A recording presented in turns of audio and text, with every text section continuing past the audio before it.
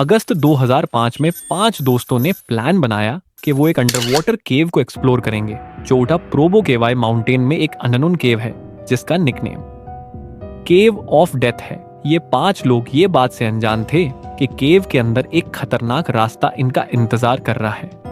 केव के अंदर ये लोग गई तो 5 लोग थे लेकिन वापस सिर्फ एक आया। आइए जानते हैं क्या हुआ था गोलम केव में।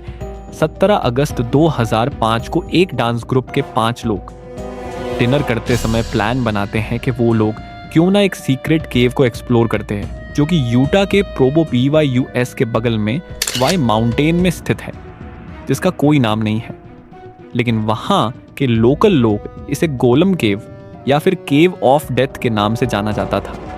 ये केव देखने में तो बहुत छोटा लगता था लेकिन ये उतना ही खतरनाक था। इस केव में भी नाटी पट्टी की तरह पतले रास्ते थे, लेकिन सबसे खतरनाक बात ये थी कि इसमें बहुत सारा पानी भी था। लेकिन जो सबसे हैरान कर देने वाली चीज थी वो थी 18 बाई 20 इंच का पानी से भरा रास्ता जो कि एक तरफ से दूसरी तरफ जाता था। इस केव में जाने के लिए पहले वाई माउंटेन में हैकिंग करना पड़ता था। इस केव का एंट्रेंस देखने में बहुत छोटा और डरावना लगता है। एंट्रेंस में भी थोड़ा पानी था। इस केव में पानी होना ही इन सबको इंटरेस्टिंग लग रहा था। सुबह के 2 बजे ये 5 लोग माउंटेन में हैकिंग करके केव के पास पहुंच जाते हैं। इन 5 लोगों ने सबसे पहले थी जेनिफर गैल्ब्रेथ जो कि पहले भी बहुत सी केव को एक्सप्लोर कर चुकी थी।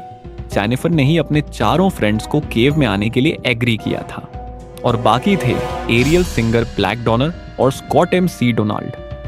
और 5वां था जोसेफ फर्गुसन जिसने डिसाइड किया कि वो केव के अंदर नहीं जाएगा। वो केव के बाहर ही रुककर इन लोगों का इंतजार करेगा। अब सुबह के 4 बज गए थे।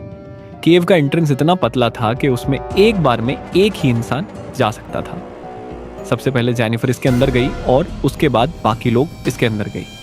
केव का पानी काफी ठंडा था। जेनिफर सबसे आगे चल रही थी कि आगे का रास्ता देखकर इन तीनों को बता सके। केव के अंदर 15 फीट के रास्ते को पार करने के लिए एक रस्सी को बंधा गया था जिसकी वजह से 18 इंच का रास्ता आसानी से पार करा जा सकता था। लेकिन इन लोगों ने उस रस्सी को यूज नहीं किया। इसका मतलब ये था कि ये लोग कभी भी अपने रास्ते से भटक सकते थे। इन चारों से पहले एक केवर इस केव में आया था। उसने बताया कि उसने भी इस रस्सी का यूज नहीं किया था जिस वजह से वो रास्ता भटक गया था और पानी के अंदर डूब के मरने वाला ही था। तभी उसको वहां पे एक छेद मिल गया जहां जाकर उसने सांस ली और तुरंत ही केव से बाहर निकल गया। लेकिन शायद वही चीज अब इन लोगों के साथ होने वाला था। ये चारों अच्छे से केव को एक्सप्लोर कर रहे थे। केव में पतले और बहुत छोटे रास्ते थे, लेकिन जेनिफर के एक्सपीरियंस के वजह से ये लोग केव को आसानी से एक्सप्लोर कर पा रहे थे। केव को एक्सप्लोर करते समय इन लोगों को वो रस्सी दिखाई नहीं दी जिसके वजह से ये लोग रास्ता भटक गए। इन चारों का दम घुटने वाला ही था। तभी उन्हें वहां एक होल दिख गया जहां इन लोगों ने खड़े होकर सांस लिया। ये होल 6 फीट चौड़ी थी और 3 फीट सांस लेने की जगह थी। केव के बाहर खड़ा हुआ जोसेफ इन चारों का वेट कर रहा था। उसे पता नहीं था कि वो लोग केव से कब बाहर निकलेंगे क्योंकि उन लोगों ने कोई टाइम नहीं बताया था बाहर आने का। जोसेफ को वेट करते करते सुबह का 5:30 बज गया था, लेकिन वो लोग अभी केव से बाहर नहीं निकले। इसीलिए जोसेफ केव के पास जाता है और आवाज लगता है, लेकिन उधर से कोई रिस्पॉन्स नहीं मिलता। ये सब देख के जोसेफ काफी ज्यादा घबरा जाता है। जोसेफ उन चारों को कॉल भी नहीं कर सकता था क्योंकि उन चारों का फोन जोसेफ के पास ही था। जोसेफ अपने बाकी दोस्त और फैमिली को कॉल करके सब बता देता है। अब सुबह के 6 बज गई और वो चारों अभी भी केव से बाहर नहीं निकले। फिर जोसेफ ने पुलिस को कॉल कर दिया। नीचे केव में वो चारों बाहर निकलने की कोशिश करते हैं, लेकिन वो हर बार रास्ता भटक जाते थे और केव में सिर्फ 21% ही ऑक्सीजन था और 69% नाइट्रोजन केव का पानी भी एक जगह पे रुका हुआ था। केव चुना और पत्थर मिट्टी से बना हुआ था और केव में कुछ पौधे भी थे, इसीलिए केव में कार्बन डाइऑक्साइड बन रहा था। उन चारों को जल्द से जल्द बाहर निकलना था। अगर थोड़ी देर और वो केव में रुकेंगे तो उन लोगों की मौत हो सकती है। इन लोगों के लिए सबसे बुरी बात ये थी कि वो उस जगह पे थे जहां से निकलने के लिए उन्हें 18-22 इंच के रास्ते को पार करना पड़ेगा।